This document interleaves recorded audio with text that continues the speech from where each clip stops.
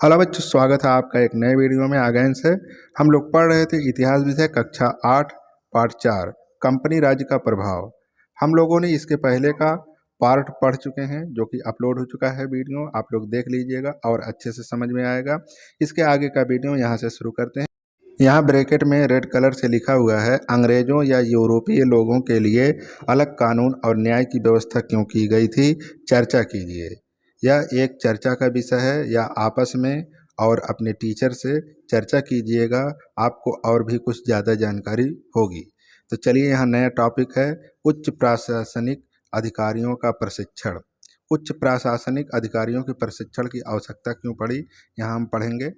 प्रशासन की जिम्मेदारियां बढ़ती गई तो यह महसूस किया गया कि प्रशासनिक अधिकारियों को भारत की शासन व्यवस्था, समाज व्यवस्था, भाषाओं तथा परंपराओं से भलीभांति परिचित होना चाहिए। इन विषयों की शिक्षा देने के लिए 1801 ईस्वी में कलकत्ता, अर्थात वर्तमान नाम कोलकाता है, में फोर्ट विलियम कॉलेज की स्थापना की गई। सन 1853 में नागरिक सेवा में भर्ती होने के लिए भारतीयों के लिए नागरिक सेवा प्रतियोगिता प्रारंभ की गई। उसकी परीक्षा इंग्लैंड में होती थी। 1853 में इस प्रतियोगिता में प्रवेश की उम्र 23 वर्ष थी, किंतु 1863 में प्रवेश की उम्र 23 वर्ष से घटाकर 21 वर्ष तथा 1876 में 21 वर्ष से घटाकर 19 वर्ष कर दी गई। इस परीक्षा का माध्यम अंग्रेजी भाषा थी। इस कारण भारतीयों के लिए नागरिक सेवा में चयन कठिन हो गया था। नया टॉपिक है शिक्षा और सामाजिक सुधार। अंग्रेजों ने 1781 ईस्वी में कलकत्ता में एक मदरसा और 1792 ईस्वी में बनारस में एक संस्कृत कॉलेज की स्थापना की। विलियम जोन्स ने एशियाटिक सोसाइटी नामक संस्था की स्थापना की, जिसका उद्देश्य प्राचीन भारतीय इतिहास व संस्कृति की जानकारी कराना था। महान समाज सुधारक राजा राम मोहन राय भारतीय समाज में बदलाव लाना चाहते थे। वे यह मानते थे कि भारतीय नए ज्ञान, विज्ञान, तकनीकी आदि को सीखें, जिसके लिए अंग्रेजी सीखना अनिवार्य था। उन्होंने अंग्रेजी सरकार को चिट्ठी लिखकर अंग्रेजी शिक्षा की मांग की। उस पत्र में क्या लिखा हुआ था, ये ग्रीन बैकग्राउंड में लिखा है। आइए हम लोग इसको पढ़ते हैं।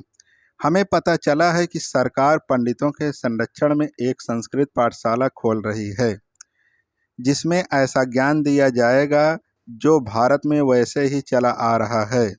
ऐसी पाठशाला युवाओं के दिमाग में सिर्फ व्याकरण के बारीक नियम और दूसरे लोक का ज्ञान भर सकती है, और ऐसा कुछ नहीं दे सकती जो विद्यार्थी या समाज के लिए व्यवहारिक रूप से उपयोगी हो। क्योंकि सरकार का उद्देश्य स्थानीय लोगों को बेहतर बनाना है, इसलिए वह गणित, दर्शन शास्त्र, रसायन शास्त्र, शरीर रचना शास्त्र और दूसरे उपयोगी विज्ञान को बढ़ावा दे।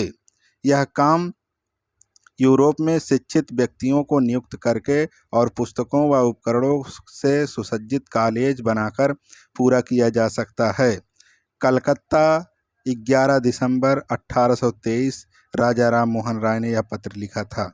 उधर अंग्रेज सरकार खुद समझने लगी थी कि अगर उसे भारत में लंबे समय तक शासन करना है तो अंग्रेजी पढ़े लिखे लोगों की बहुत ज़रूरत होगी। यह सोचकर अंग्रेज सरकार ने भारत में अंग्रेजी शिक्षा फैलाने की योजना बनाई।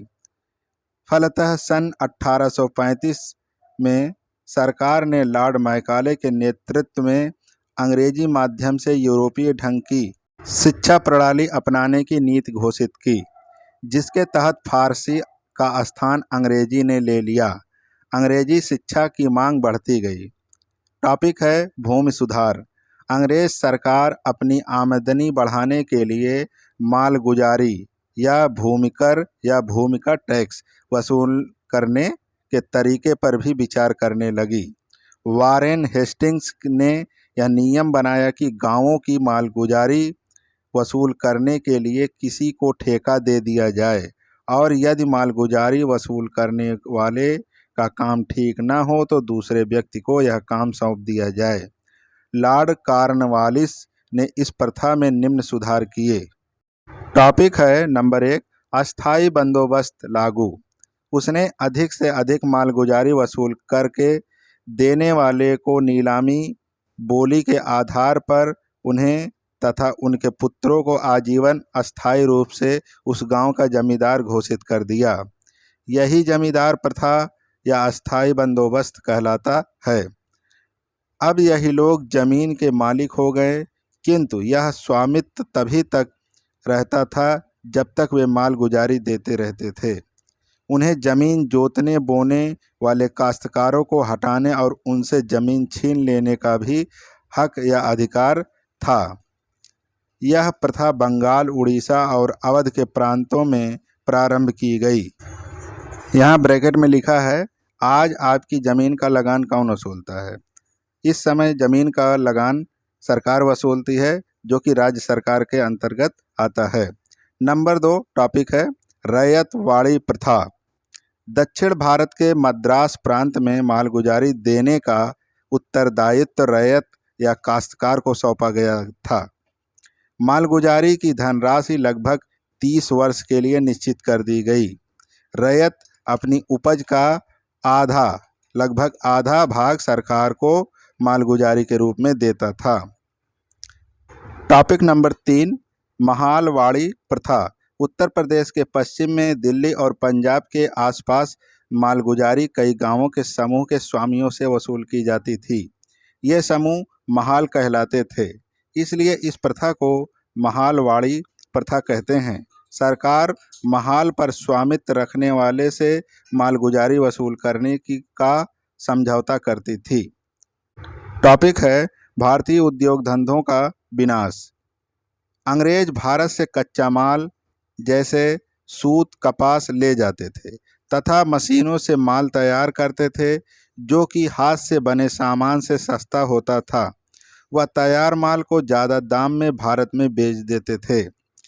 इसी कारण भारतीय उद्योग इंग्लैंड के उद्योग के समक्ष टिक नहीं पाए। इसी कारण भारतीय उद्योग धंधों का विनाश होने लगा। यहाँ दिया गया है 2 शब्द हैं, एक्ट या धारा और लगान। इनका हम मीनिंग समझ लेते हैं। एक्ट या धारा किसे कहते हैं?